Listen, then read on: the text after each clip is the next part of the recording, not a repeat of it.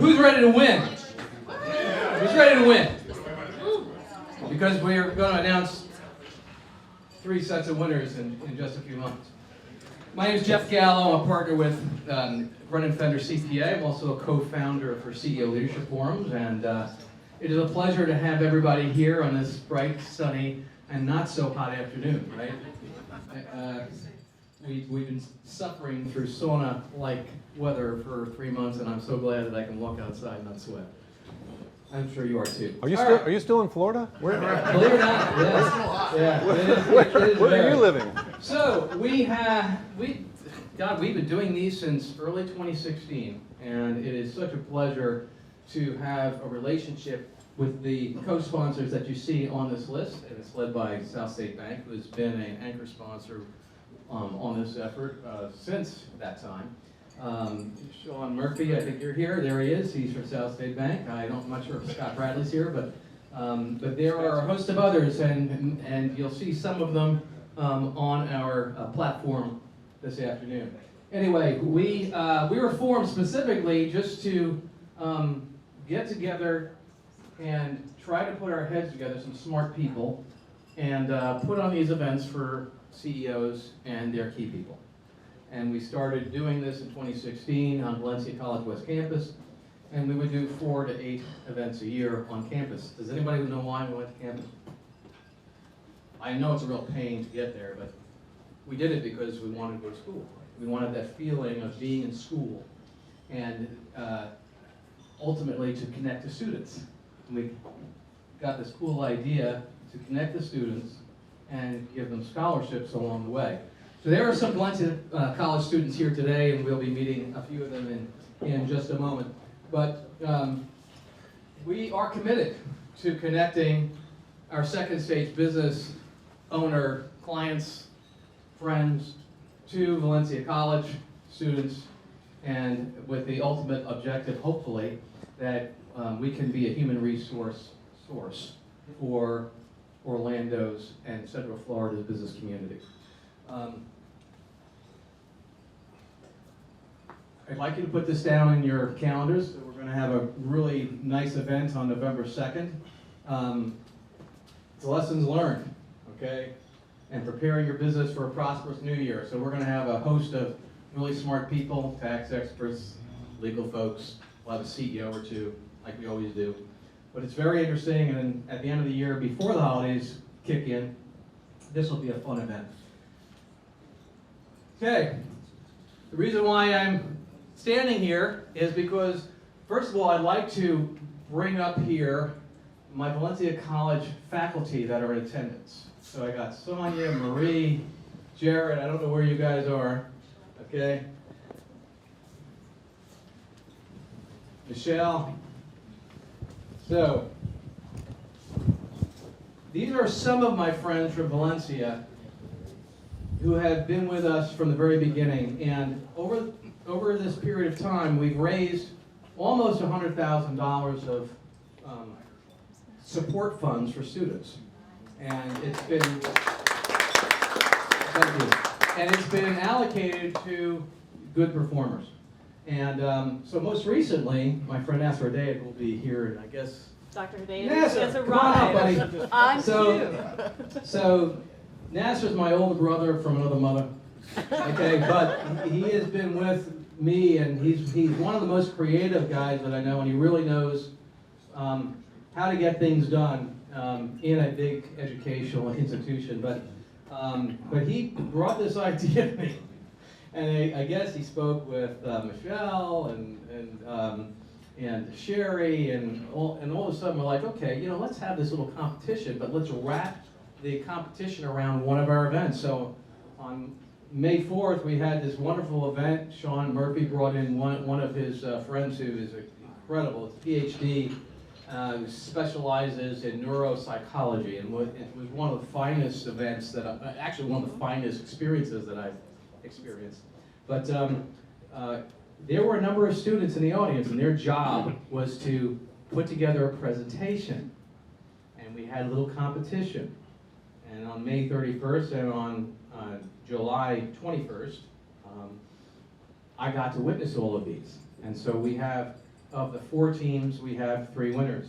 And they are listed right over here, and I'm going to go in reverse order, okay, because the benefit of this is going to be our number 1 winner, Madison Spears, is going to share in 1 minute, all right, Madison, 1 minute, a summary of her slide. And what was really cool is she did her whole presentation on that one slide by herself, which I thought was really exemplary. So the first group, all right, who placed third, Michelle Bellows and Rakeem Prince. Where are you? All right, come on up here. Yeah. All right. So you are our 3rd place winners. Did a super fine job. I enjoyed them both. So I've got here, Keen and Michelle. They are the proud recipients of a $1,000 award.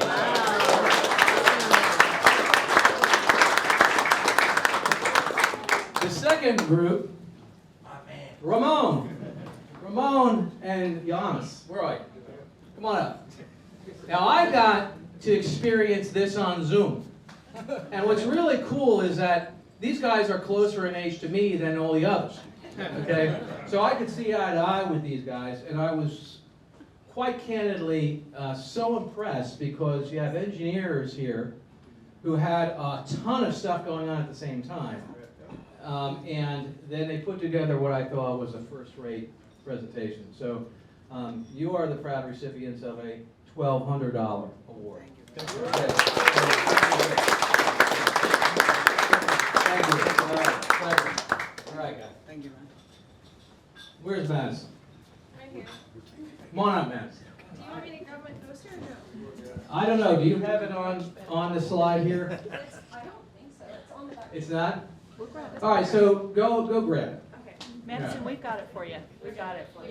You have people to do that That's for right. you. So, what was really cool was that it's really hard for me, I'll just say it, and everybody who knows me knows it's really hard for me to get anything on one slide. Or under 1 minute. Yeah, correct. She did it, and I have to say, when you have young people who can speak succinctly with animation and get a great point across, you did a great job. Okay? And guess what? What? You got $1,500 for that.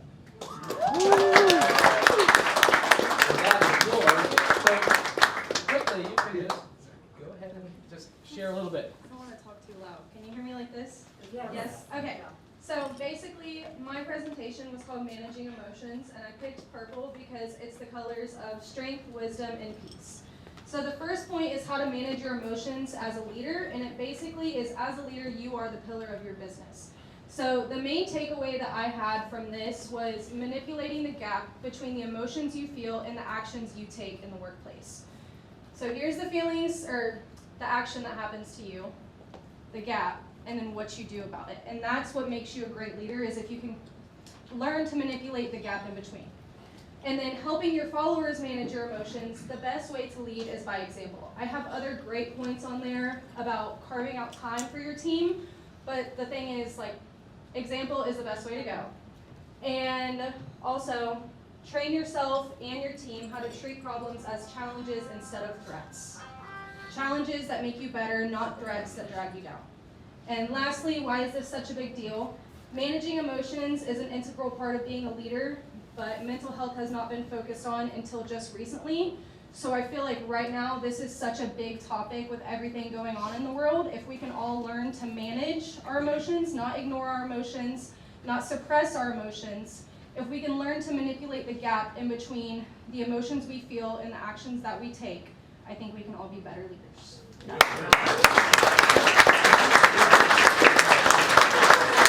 I hate to say this, but it took me 50 years to get to that point. Thank you so much. All of you, fabulous job. We have more to come in the future. For those of you who are a little bit younger in the programs, you might have another shot at this, right, Nasser? All right.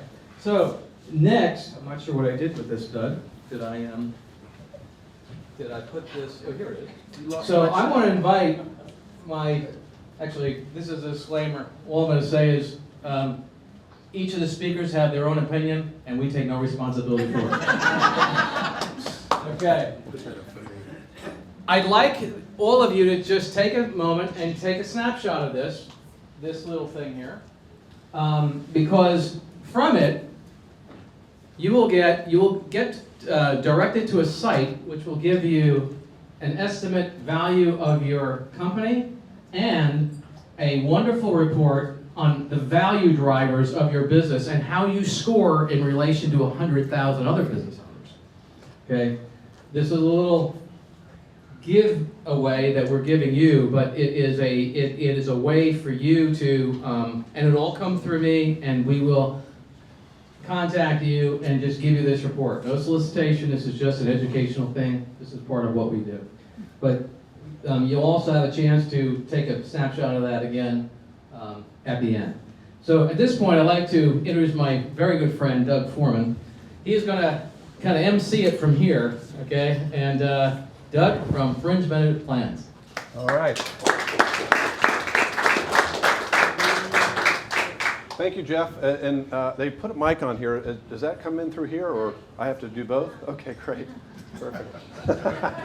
Well, thank you, Jeff, and thank you guys. Thank you, everyone, for attending. I wanted to give a little lay of the land of what to expect over the next 3 hours. Okay.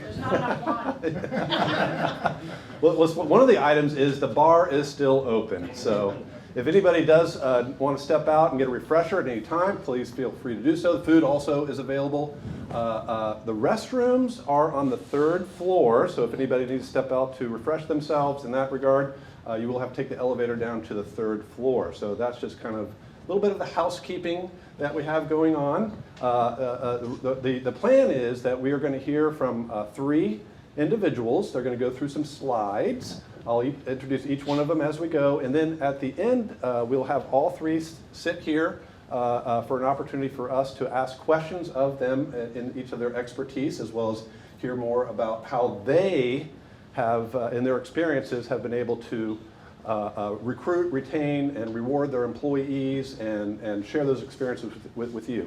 We want this to be an opportunity for interaction, so if anybody has questions as we go, please feel free to ask them. We're looking for audience participation because we have some great leaders in this audience, and each of you also have some great experiences that others may be able to learn from that. So with that, I would like to bring up John Tenney, who's going to introduce himself and his organization. Thank you. Are you going to do that?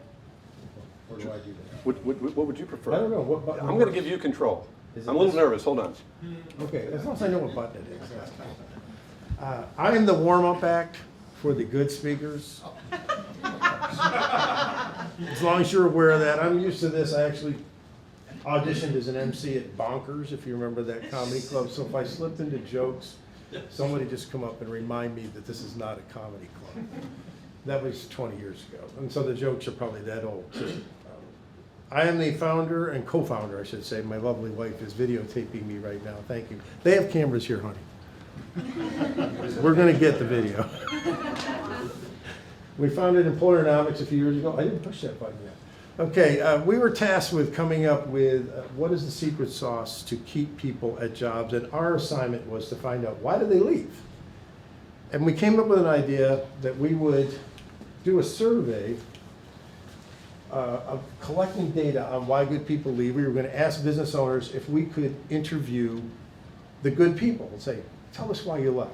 And this is the kind of demographics we went through, exempt, non-exempt, hospitality, et cetera. And we did it in person, Zoom, and occasionally some email. We had some challenges. This is what our employers told us. We want to know the answers to this. And you see some of the questions that people asked us. We don't know why they're leaving. There's one I'm missing on there, which is they left during the Great Deprivation of Human Rights in 2020 and didn't come back. I'm sorry, I'm slipping into comedian again. All right. They left during the lockdown and they didn't come back. Has anyone had that experience? Okay. So that was number 6, but I didn't want to use the number 6. I don't like it. So we decided to do third-party anonymous interviews where we would share the data with the people who asked us, but not tell them who said it. Interestingly enough, most of the employers said, no, we don't want to do that.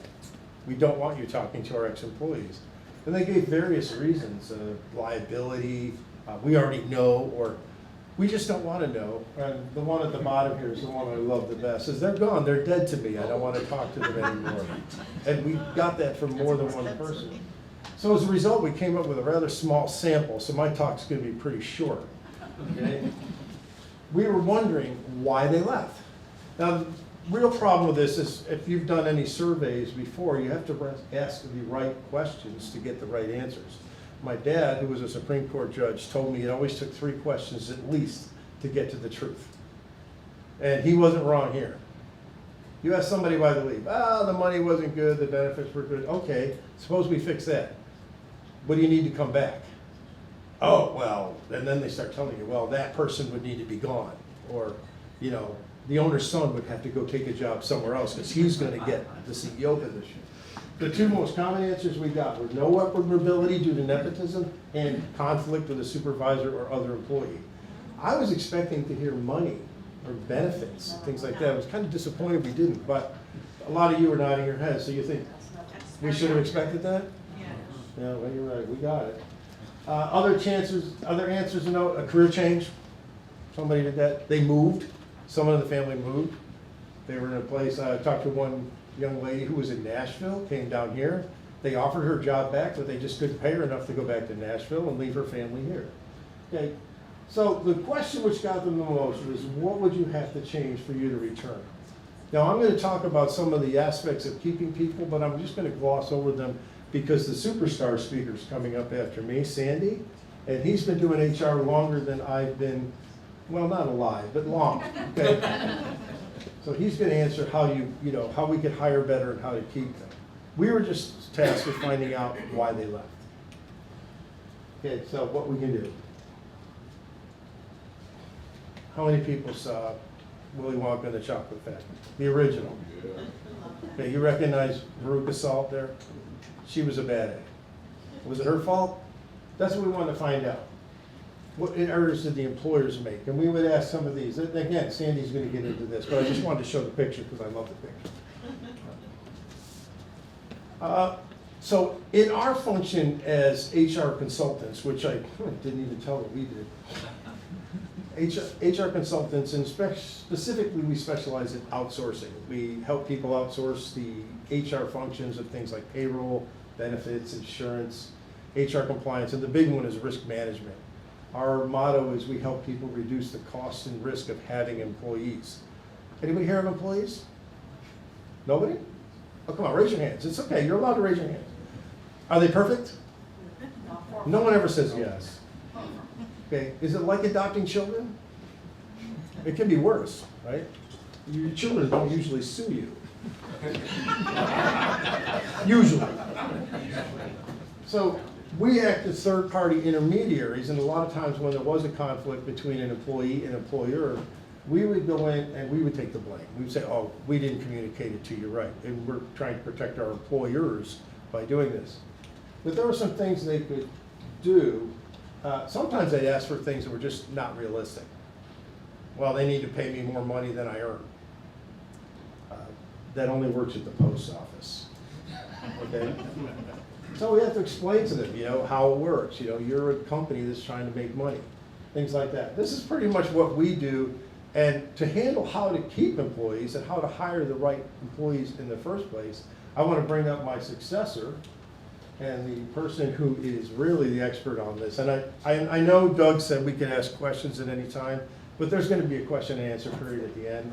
So if you want to ask me questions, you can either do it then or catch me later, or if you have no questions at all, I'm fine with that too.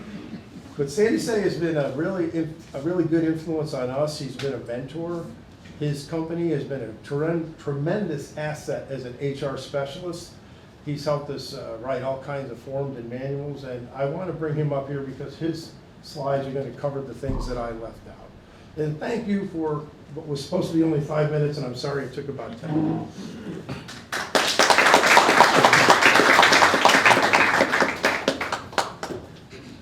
Thank you, so you got the clicker there? Yeah, it's the right one. The right one is the clicker, okay, all right. Okay, good afternoon, everybody. It is good to have you all here at this time of the day to come in, and so I've got about 20 minutes to talk to you about some interesting things here. And don't worry about the time, though, because as Elizabeth Taylor said to her, 8 or 9 different husbands, don't worry, I'm not going to keep you long.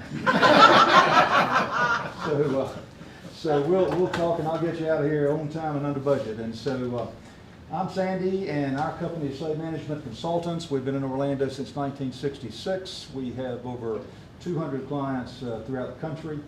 We're human resources management consultants. We're not accountants. We're not benefits administrators, and we are not attorneys. We're human resources management consultants, which essentially includes 3 things. Number 1, compliance with state and federal employment regulations. America has more of those than any other country in the world. Number 2 is what's come to be known as best practices. We refer to it as policies, procedures, manuals, and documents that you need to hire and retain good employees. And then thirdly is conflict resolution. Either 2 employees are butting heads against each other, or maybe there's a supervisor who's pretty good at the X's and O's but needs some help with it. Are you here? Do I need to speak into this? Are you hearing me okay? It might be for the recording. Okay, so if I speak into this, is what I should do, right? It is better. Okay, this is what I'm speaking into. Supervisor who's a good supervisor, but maybe needs some help with people skills. And so we get in the middle of all of that and make it better. You can't fix everything, but most of the time you can make things better. And so that's what we do. And so I want to talk with you about some of these things. I'll raise some issues, and then if you want to talk about it later, I'll be glad to do that. And if you want to ask questions later on, I'll be glad to refer any questions to John. And so let's take care of that. Sandy, Yes. I got your back. Oh, you got it. Okay, the right clicker. Okay, so I have known, not known, but I've known of 3 Vince Lombardis in my life. One of them is the famous coach, who's one of my heroes. Another is the guy that runs Lombardi Seafood over here in Winter Park.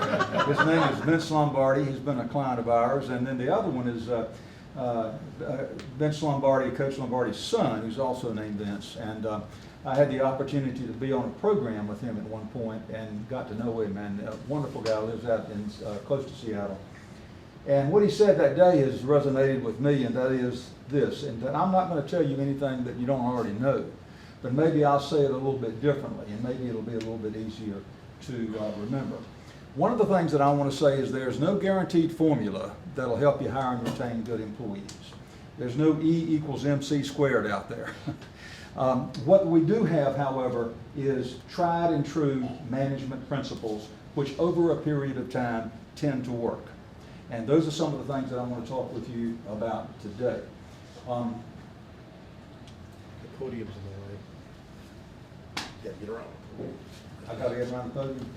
How's that? Okay. All right. So John started the discussion of why employees leave, and that's a question, isn't it? Why do employees leave?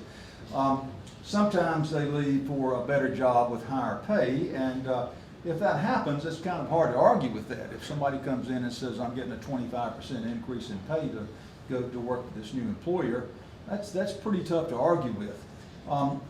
Some companies in this particular time are offering extraordinary increases in pay. Bonuses, signing bonuses, this, that, and the other. I've got a whole newsletter on that if anybody's interested in getting it, I'll be glad to send to you. But this is a passing phenomenon. The idea of all these signing bonuses and terribly increased salaries and wages is a passing phenomenon. And what you don't want to do is raise employee rates to the point that they're too high, and then you get stuck with that going forward.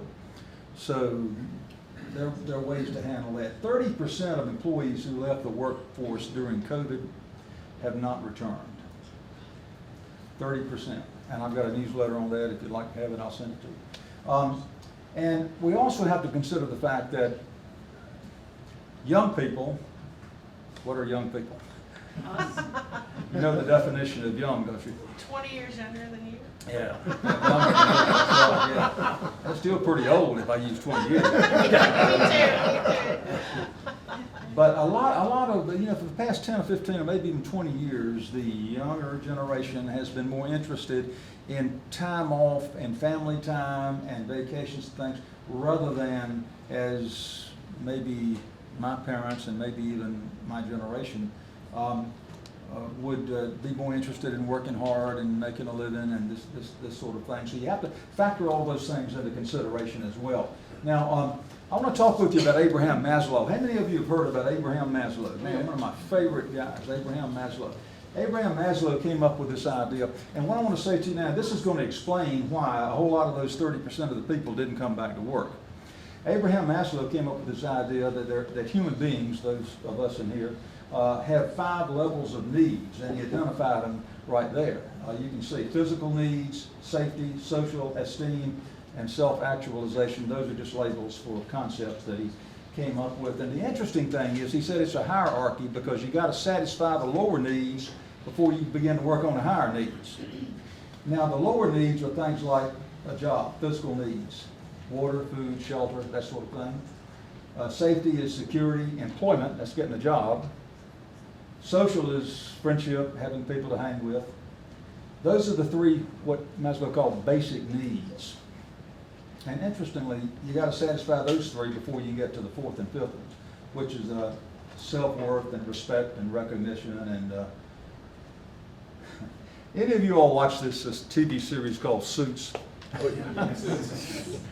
Can't think of the lawyer's name, but he's always looking for respect, right? I want the respect. Yeah, Louis Litt. Yeah. We'll get lit up. For respect, and so obviously he hadn't read Maslow yet. So in our culture, because of the wage and hour regulations and the employment regulations and our economy in America, almost all employees have the first 3 needs already met. And so they're working at the 4th and the 5th level most of the time. This also explains why some employees, 30% of them, did not return to the workplace. Because living at home with parents, shelter is there, food is there, friendship is there. So why come back to work, according to Maslow? It makes some sense to me. And you can compare that, take the politics out of it, but the people that are coming over from the border in Texas and Arizona right now, they're not interested in getting into Texas to play video games. They're getting into Texas to get a job and have shelter and that sort of thing. Take the politics out of it. This is just strictly Maslow right here. So that helps us, I think, understand that. And it works at other levels as well. So this is the pyramid of Maslow's hierarchy of needs. I think it really. Have you ever had an employee show up at work and say, "I'm so glad to be coming to work here on my first day. Where's the restroom? When is the break? And how much PTO time do I get?" Because the first 3 levels have already been met. They've already been met. So they're working on advancement and self-actualization and things of that nature. Now, there's some employee complaints that can lead to departure, and one of them is. These are some examples. I mentioned one about getting an increase in pay. I feel that that's a passing phenomenon, but we still need to know about it. But here are some other reasons that employees leave, and John mentioned some of these already, and that is they feel the need that they feel that they're being treated unfairly. I hear this all the time. I'm not being treated fairly. Isn't that an interesting word, fair? Fair, you know. What's fair to one person isn't always fair to the next person, you see. And so what do children do when they're playing little games? All of a sudden one child will say, "No fair, no fair," you see. Right. And so that's what employees do, "No fair, he hadn't treated me fairly." Well, maybe that's true and maybe it isn't, but then management has to get in and try to figure out if that's true or not. Many employees feel that they have no way to complain or express their concerns, and the biggest complaint I get is nobody listens to me around here. And so that's what so many employees seem to feel. Now, just because they feel that way doesn't mean it's right. We're going to talk about an opinion survey in just a minute. So just because an employee feels that he or she is treated unfairly or is not listened to, doesn't mean the employee's right. It might mean the employee's right, but it means the employee thinks that that's right. And perception is reality, and that's what we have to deal with. So poor supervisors who do not express appreciation. Dale Carnegie said that you can get more done in a spirit of appreciation than you ever can under a spirit of criticism. Do y'all know who Dale Carnegie was? How to win friends and influence people? I'm going back a long way, y'all. But I had a friend of mine say one time, said, I used to have trouble remembering people's names until I took that Sam Carnegie course.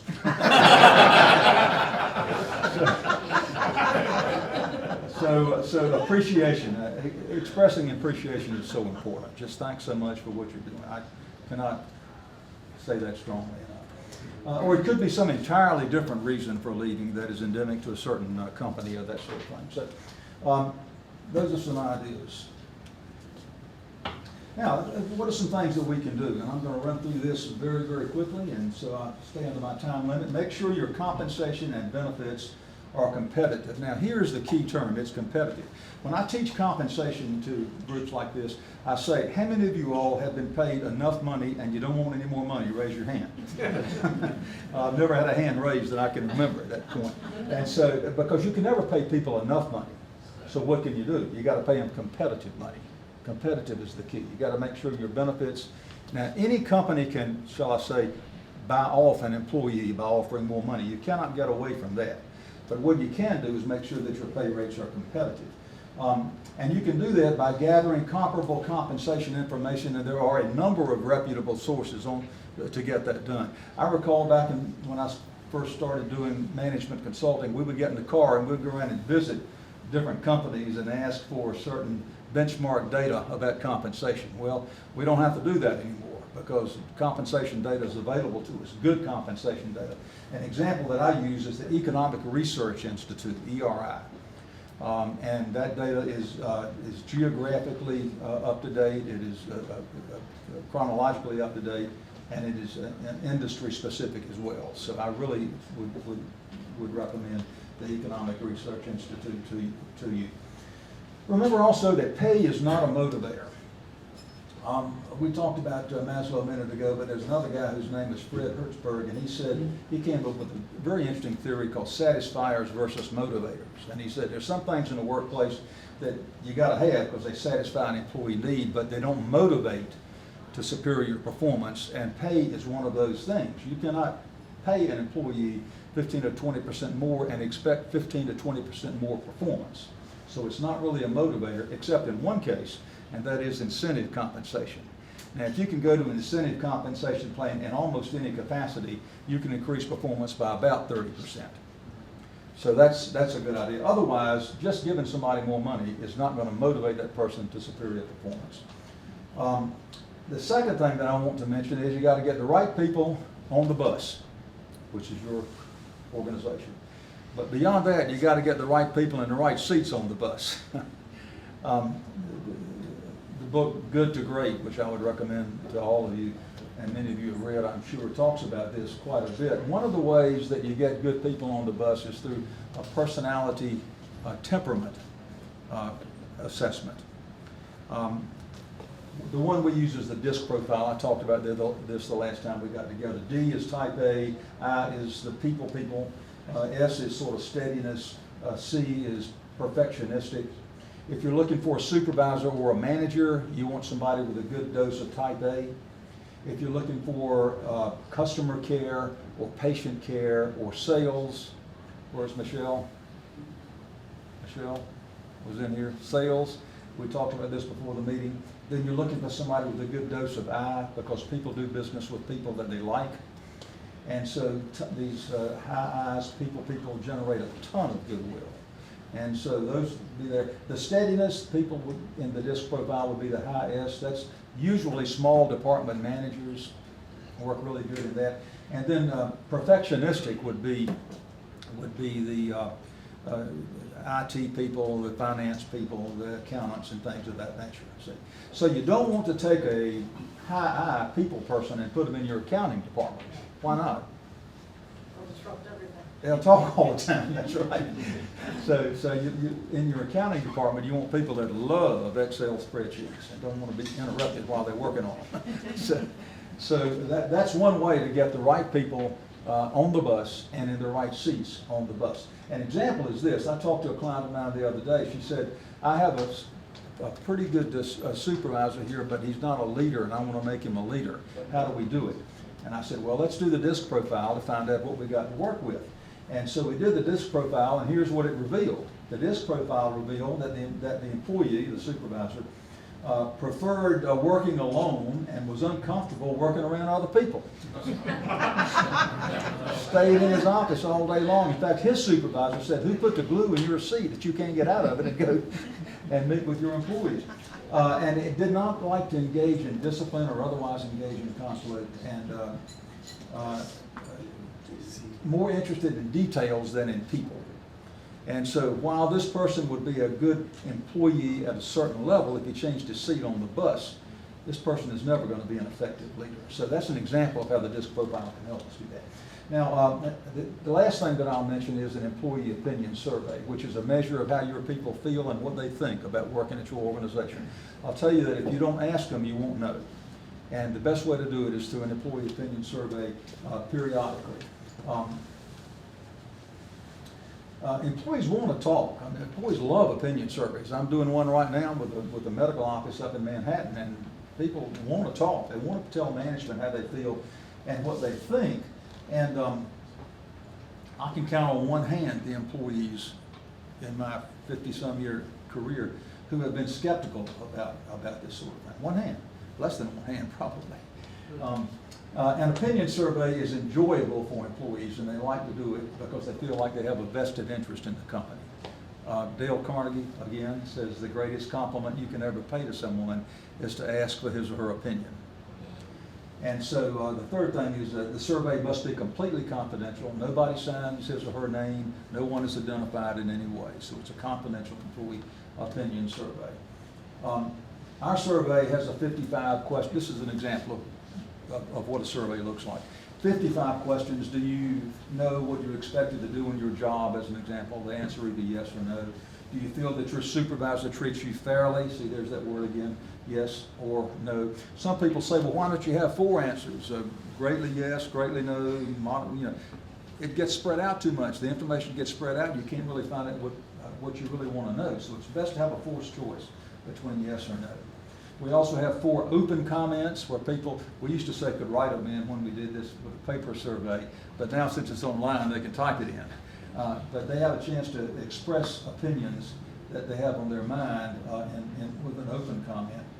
The survey is downloaded directly to my server, and then we're able to analyze it. It's divided into 12 different attitude categories. So we can tell an employer what his employees, and usually we break it down by department as well, what employees think about their pay, what do they think about their co-workers, what do they think about their supervisors, what do they think about top management, what they think about all 12 different attitude categories. And then we provide a comprehensive report to management with our observations, which is an assessment of the data, and then our recommendations on where to go from there. So it's a good tool, which I really recommend. The value of a survey is employees feels that management is interested in their opinions. You identify areas of employee dissatisfaction so you can fix it. A good friend of mine recently passed on to his reward, used to be president of Hughes Supply. His name is Stuart Hall. Dear friend Stuart said, if anything is going wrong, I need to know about it, because if I don't know about it, I can't fix it. And so the survey helps us with that. And you identify areas of employee satisfaction as well, so you want to key in on things that employees are happy with at the moment. Otherwise, you're shooting in the dark. You just don't know. Sometimes we can think we know what employees think, but we don't really know unless we ask them and get some quantifiable data. So what are the takeaways of this 20-minute presentation? Employees leave for many reasons, sometimes strange reasons. Sometimes because leisure time is more important than work time. I would not discount that at all. We're seeing that quite a bit. And sometimes because shelter and food and social needs are satisfied elsewhere. And so they leave. Make sure your pay rates are competitive, and you can never pay enough. You can only pay competitive pay. Hire employees who are a good fit for the job and the company, and get them on the bus and on the right seats in the bus. And then find out how employees feel and what they think about your organization through a periodic employee opinion survey. So I hope those ideas have been helpful to you today. This is our firm. I don't know who that young guy is there, but this is us. And so we appreciate being with you so much. And so I will now turn it back over to Doug. Here's the clicker, and here's the mic.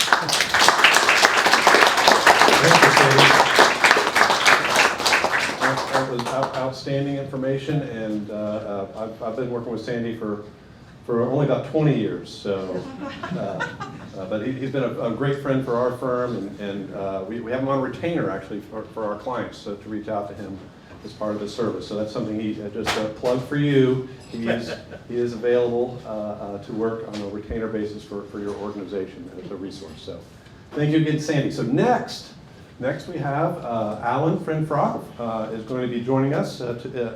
He is from a small organization here in town called Finfrock. They have 700-ish employees approximately, but it's a very successful organization, and he's been able to continue to grow that. And so he's going to come share a little bit about his organization and some highlights, and then we will have the panel come up for everybody. All right, so. On the right button. Okay. All right, thank you. You know, we did a little bit of a dry run on this yesterday, and I listened here today, and I realized these guys are really experts in recruiting and HR and all that. So I'm not. I just want to set the expectation. That's not what I do for a living. Okay.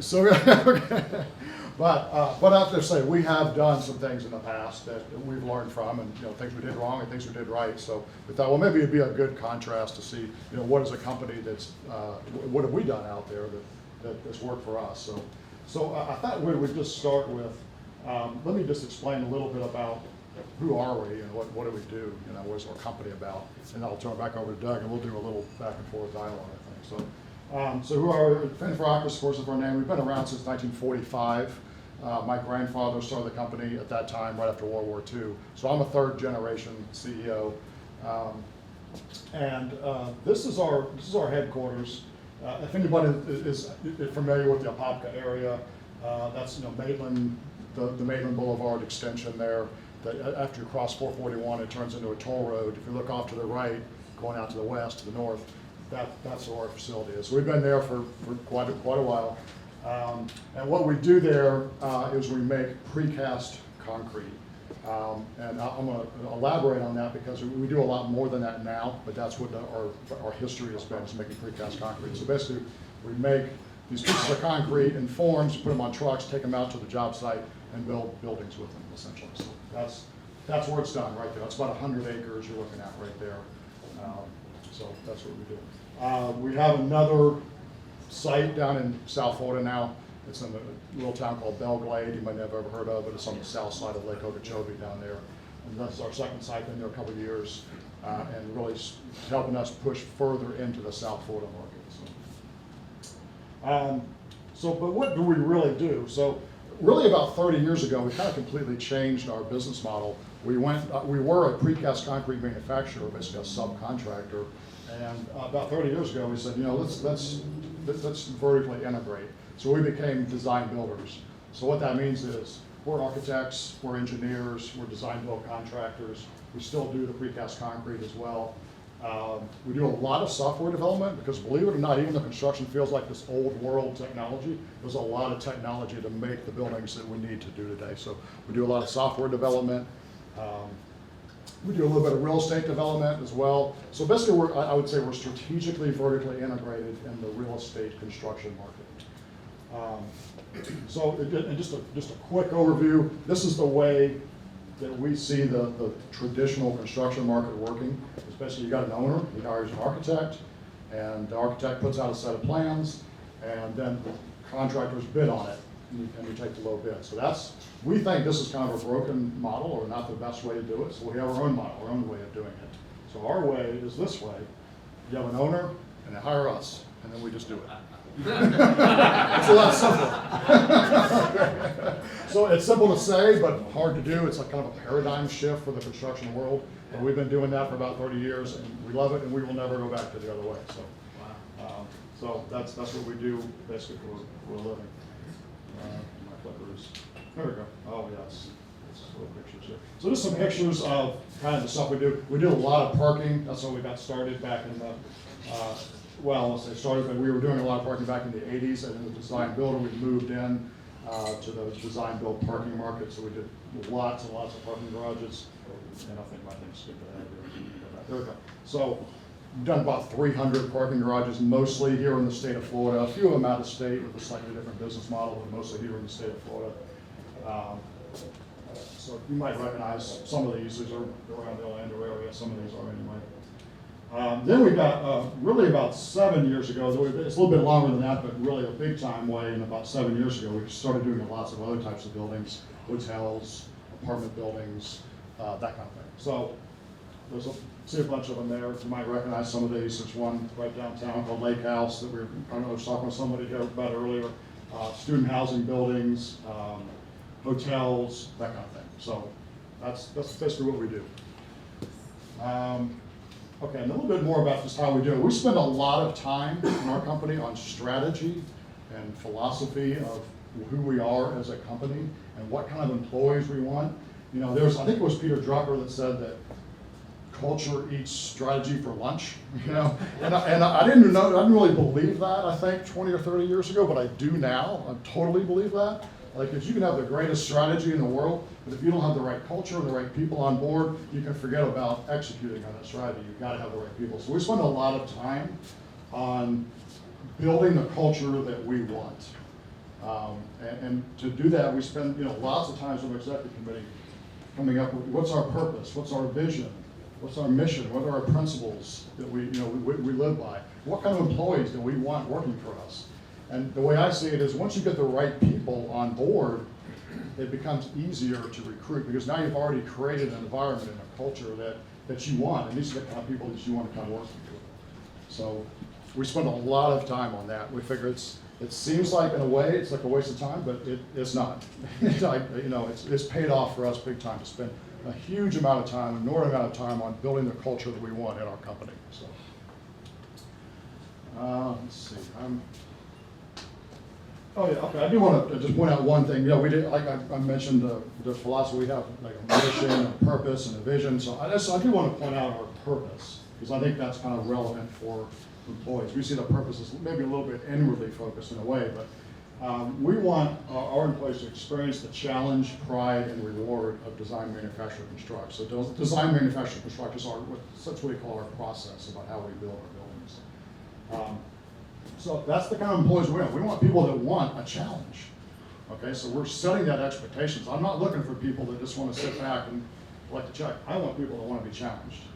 I want people that take pride in their work. And of course, they need to be rewarded for their work, not just monetarily, but rewarded as recognition in other ways as well. So that's just one of the ways we just set expectations for this is what we want in our employees. I don't think I have it up here, but also just want to mention the vision. Our vision is to experience a new way to build. We want everyone who is involved in our company, whether it's a customer, an employee, a supplier, a subcontractor, we want them to experience a new way to build. We think we have a different way of putting our buildings together, and we want people to get that and understand that and grasp onto it and like it. And this is what they want to do and get excited about it. So that's how we kind of set expectations for our employees, who we're looking for. I don't know if anybody remembers who this guy is. He kind of had a tragic ending, but I think he had an interesting approach to creating quite an environment in this company. The quote, every employee can affect your company's brand, not just the frontline employees. Okay, you talk to your customers. So, it's if you got the right people on board already, getting new people becomes a lot easier. If you got a culture that's not the culture you want, you're not going to get the right people. So anyway, I think that's maybe a good place to stop. And I'm going to let Doug maybe jump in and ask me a few questions, or any of us. Well, thank you for the introduction. Yeah, you sit right here. I'm gonna sit here, all right. I'm gonna put this down. Sandy, John, come on up, come on down. Be a little quicker. You guys are old. Hurry up, the third floor is calling. Third floor. So yes, the restroom, we already went over that, yes. Jeopardy. So yeah, we want to take a few minutes Sandy. while we have these experts on the panel. I have some questions I'm going to be asking, but we do want, again, to have anybody in the audience, if you have questions, we want feedback from you as well. Reiterate that you have similar experiences and perhaps ones that will be beneficial for all. So as each of you were talking, I was making some notes, and I'd like to start, Alan, with you, because what Sandy said, the right seat, right bus, all those wonderful sayings that we hear, it seems like you've done pretty well with that. But in regards to the actual recruiting and retention, I remember you saying something about who in your tell us about who in your organization handles that. Should I take this? Yes. Okay, right. Yeah, so that's a good question. So about 3 years ago, as John talked about, everything fell apart in the world. We all had to, and we unfortunately we had to cut back. We had about 700 employees back then, and we went down. We had to cut back quite a bit, lost hundreds of employees. But then about a year later, everything started to come back, and we had to get hundreds of employees back again. And I realized, kind of sitting there, was that doing it the same old way was not going to work. We had to build up very quickly, very rapidly, and get hundreds of employees. We needed to try something different. So probably like a lot of companies, HR in our company ran recruiting. But what I was seeing is that HR was very good at the administrative side of the company. They were good at workers' comp and payroll and all the other stuff you have to do, the legal stuff you have to do as HR. But they weren't necessarily the creative ones that came up with the ideas. So the idea I came up with, and kind of talking with the marketing people, is let's let marketing run recruiting. And I will never go back. For us, it worked very well, because marketing had the creative juice to create a brand. They've already created a brand for us as to our customers, but I wanted them to create a brand for our potential employees as well. So they took the ball and ran with it, and I'll never go back. So I know it's a little unusual, maybe no one else does that, but it's worked well for us, so it's just something I thought I'd share with everyone. So I think that'd be a great follow-up here for the audience. Has anybody else had that change in their organization? Blake? Actually, I wanted to expand on, I don't, but I wanted to expand on what we talked about, because you talked about marketing running onboarding. Mm-hmm. But once they're on board, who's running the culture, and how's that? Marketing. Still marketing. Yeah. The whole way Yeah. through. Yeah. Interesting. It is interesting. Yes, Dan? Thanks, Doug. So I love that. I did that years ago. I was COO of KinderCare Learning Centers. 12,000 employees, 1,400 centers across the country. Retention was a huge problem, like 45%. Can you imagine? These are nurturing people, right? It's like you take your child into the center in the morning and it's a different face every day. That's not a good thing when it comes to revenue. Right.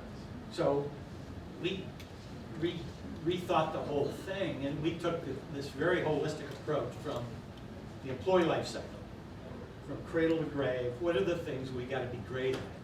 And I ripped recruiting away from HR. I love hearing this, and I didn't give it to marketing. I just gave it, reported to me as the COO, as a function.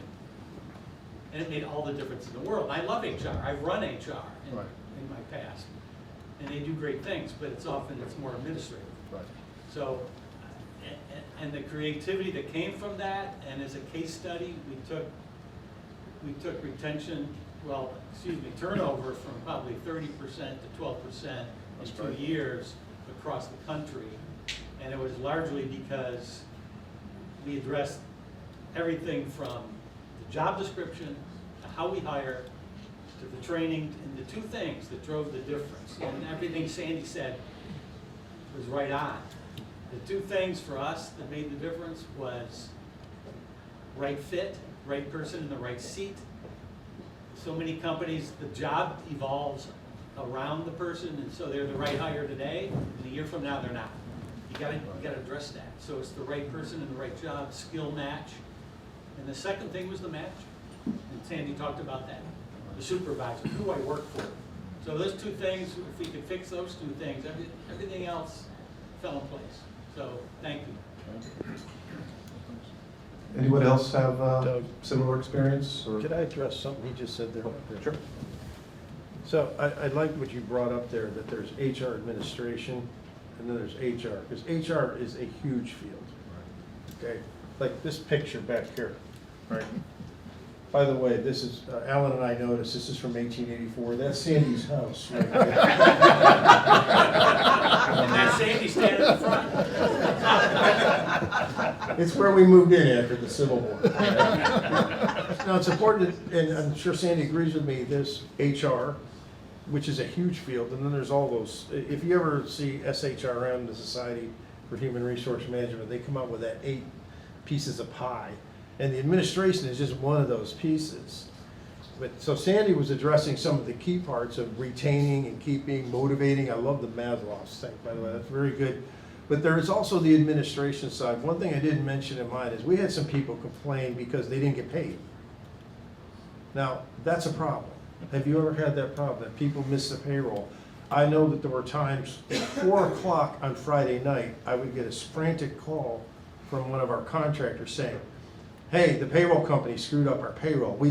People didn't get paid, the money's not in their account. And that's when you find out really whether you're committed to your clients or not, because I actually went out to ATMs and took money out of every ATM I could get to, because there's what, a $500 limit? And I went around and paid everybody in person. But so the administration is one of those pieces of pie, like you said.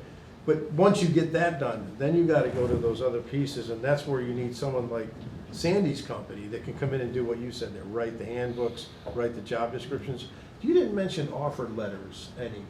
Do you help people deal with like a specific offer letter? I do, and as a result of recent National Labor Relations Board regulations, that whole business of offer letters and things of that nature it's a brand new field now.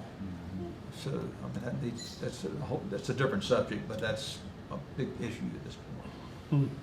Well, but it's I was just going to say that my odometer has turned over a time or two. And do you remember what the trade association for what's now called HR? Remember what the trade association used to be called? SHRM? Before SHRM?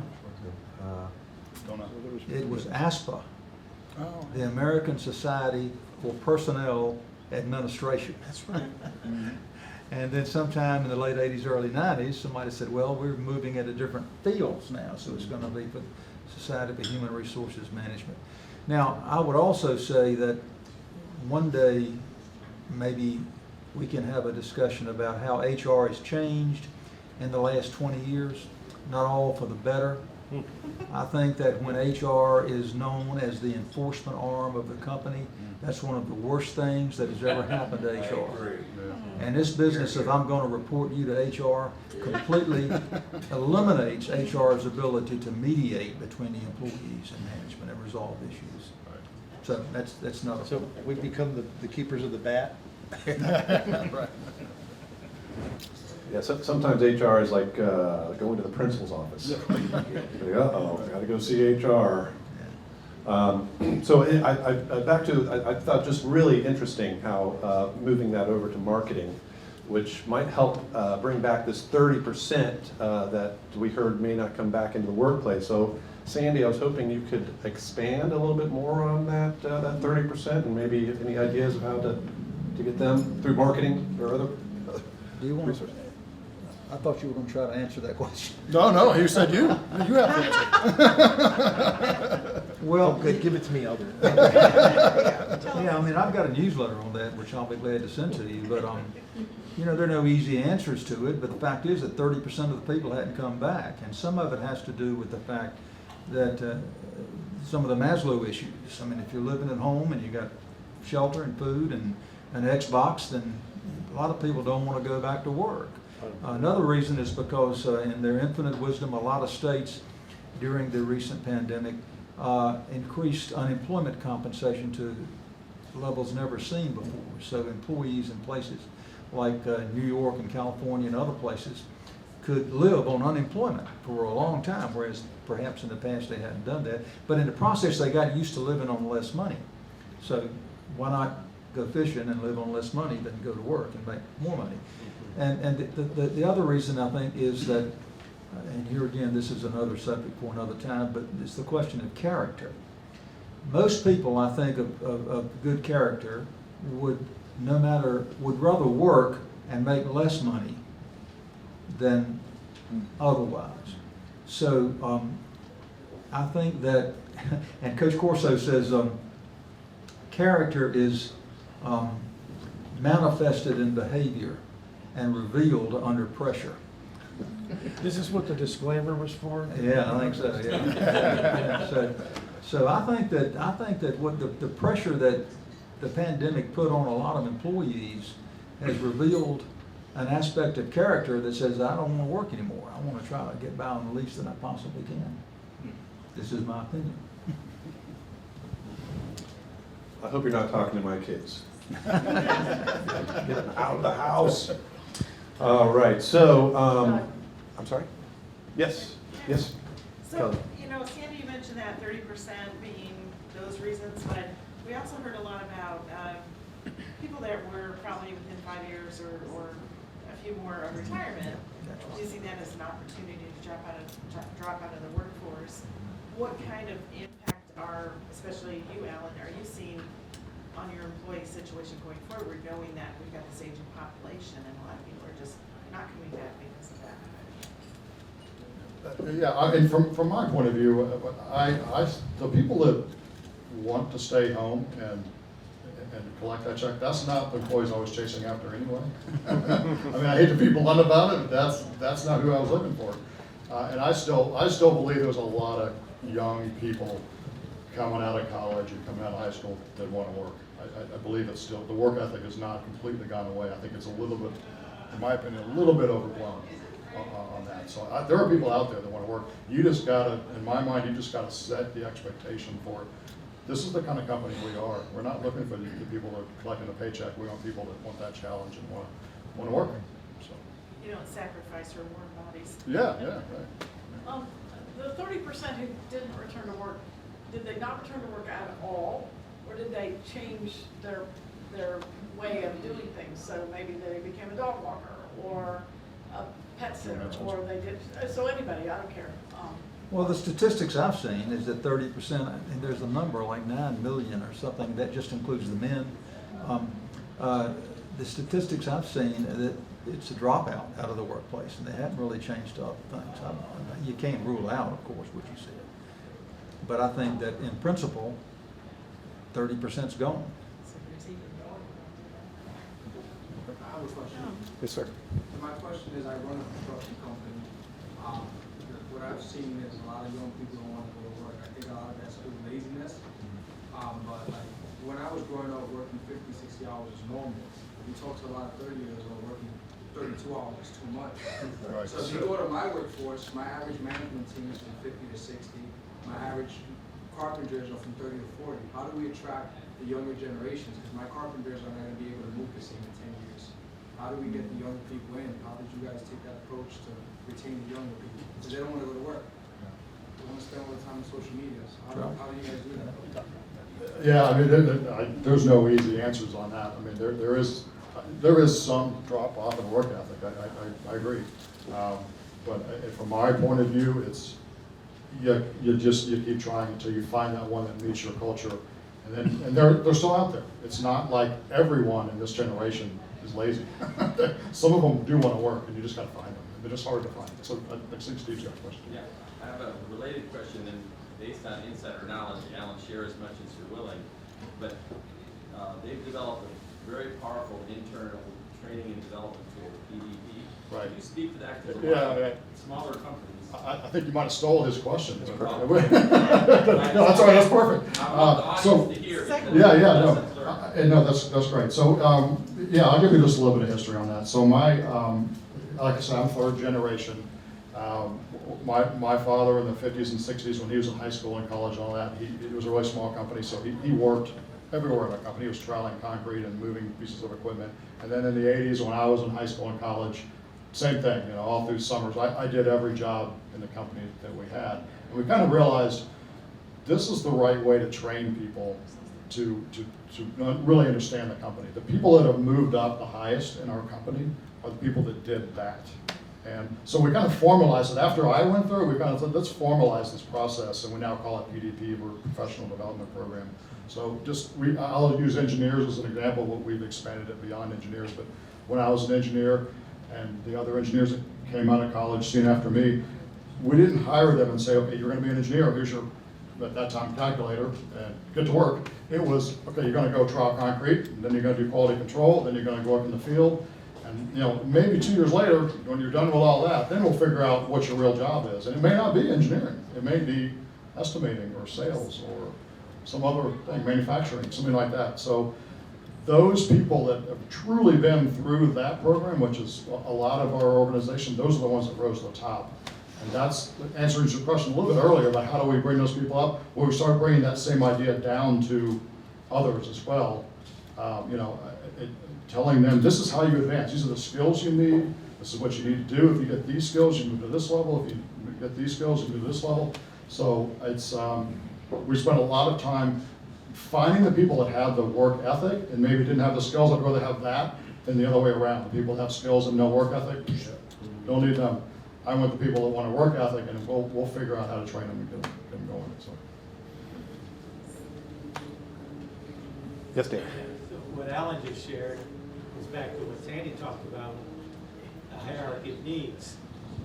It's that 4 or 5 level, right? And it's interesting. I have a client in Tampa, it's a landscape business, and the owner said, I've given up trying to hire people from the landscape industry because they just get fired from one job and they go down the street to the next employer. So I've decided to hire people that don't have any skills in my industry, and I'll train them, I'll develop them. So he hires them to cut grass, then he teaches them how to do irrigation, then he teaches them how to do lighting, and he's got a solid crew that now he can grow his business. So I think there's a lesson there in terms of the culture and how you develop people and help them satisfy those 4 or 5 level needs. Yeah. Great point. Thank you. Thanks. All right, thank you, Dan. So a question for the audience. Has anybody had any successes in trying to get this 30% back or getting people back to work in your business you would feel willing to share that might help others? Oh, come on. Yes? I'm a professor at Valencia, and one of the assignments that I give them, I ask them what's a non-negotiable in a job. And it's interesting that a common theme is that they want flexibility. These are like the Gen Zers. So how you work that into a realistic position or the hierarchy of needs, I'm not sure, but that's a common thread. Okay. I'm curious, what does flexibility mean to them? Well, I think what flexibility means for them is that they want autonomy over their lives. If they need to go, especially women, if they need to go and take care of their kids, to pick them up from school early, they're sick, they want to be able to have that autonomy over their personal life. They don't want the clock. Yeah, they don't want the clock. I clock in, but I will deliver to you what you need from me. So don't make me punch a clock to do it. Yeah. Let me do it from home. Or wherever. Yeah, just kind of building on that theme a little bit. To me, what I've found is that there are some people that are well suited to be disciplined and do that well in certain jobs, but they've already have to have demonstrated a work ethic and a commitment, and I think it only works for certain types of jobs. But there are some people that can do that. You just tell them, this is what I need done this week, and they can work independently and all that, and they can get things done. But to me, that doesn't work across the board for every job. But a lot of your job requires they have to be there. Yeah, right. They've got hands-on. Right, right. Yeah.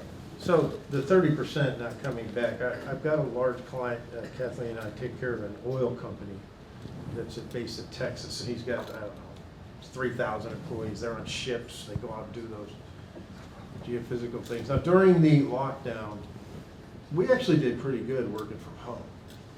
If you remember, this country pulled Yep. together, and we did very well working from home.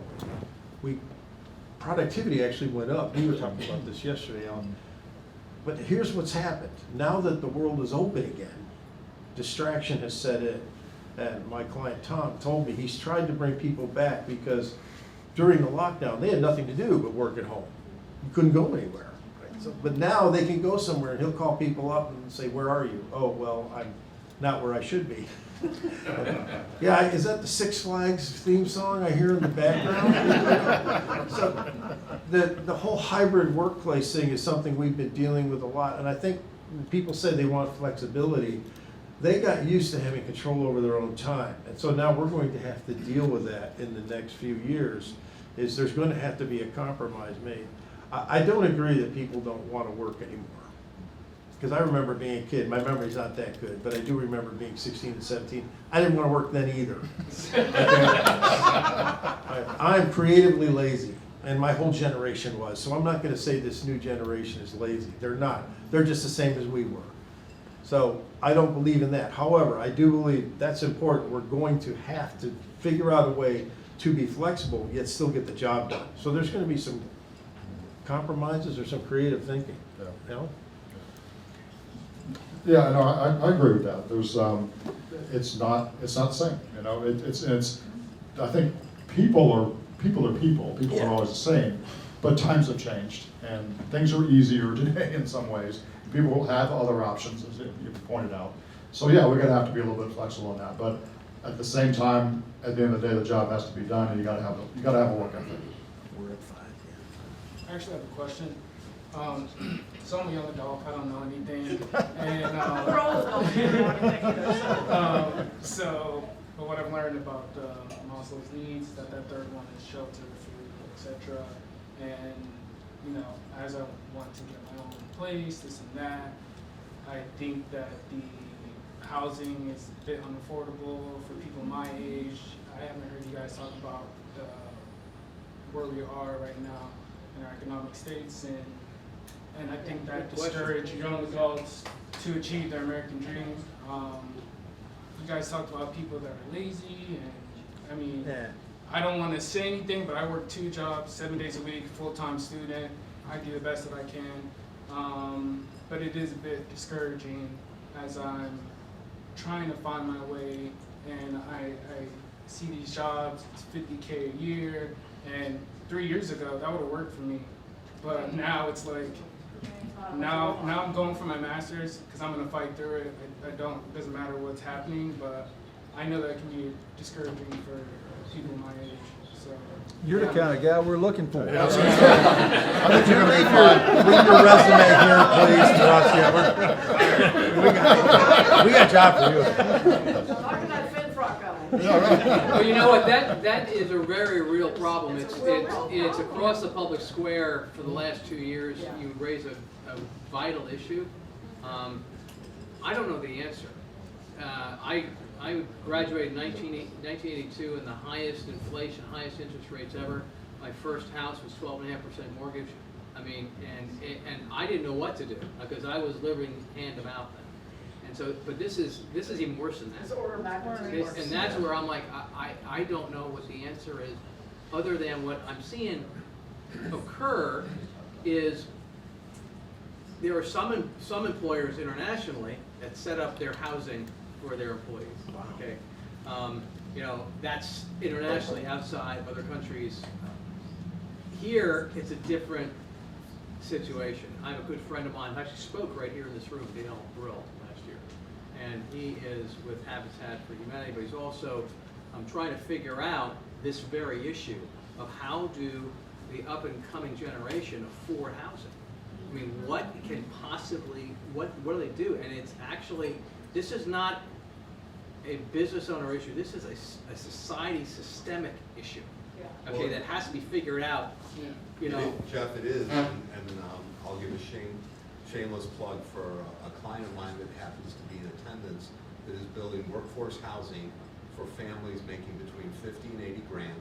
Wow. So they're gainfully employed and they can't qualify for Section 8 or something like that. But you know, if you have a small family and 2 adults making 60, 70 grand, kind of tough to save and, you know, put enough money towards a home, especially with interest rates. So they're building homes and for apartment homes for that set that are, you know, $1,300 to $1,700 a month, and they're quality construction. These people plan on holding them forever. I mean, you're talking granite countertops, glass stoves, stove tops, and so on, and they build them well because they plan on keeping them. They don't want to spend money having to put tons of money into maintenance. So there are companies out there, and that's what I love about this, is, you know, the people that are doing that are right here. And I know we're gonna have break and have a chance to talk and so on, but I love working and helping that company. It's not my company, it's a client of mine, but they're doing something very purposeful to help that exact segment so that they can have their own place and live in, you know, with respect and dignity. Thank you, Casey. That's it. Thank you for your question. And we'll definitely, maybe we should put that for the next session, because it's a much bigger issue, as everyone stated. So one final thing. The other issue, that's all great, more housing, but how do we find more people like this? Yeah. They're out there, really. I mean, that's More meetings like this. challenge we need to address. Keep having these events, that's where we. Well, Do you have any siblings? friends. Yeah. Well, thank you guys. Thank you to our esteemed staff.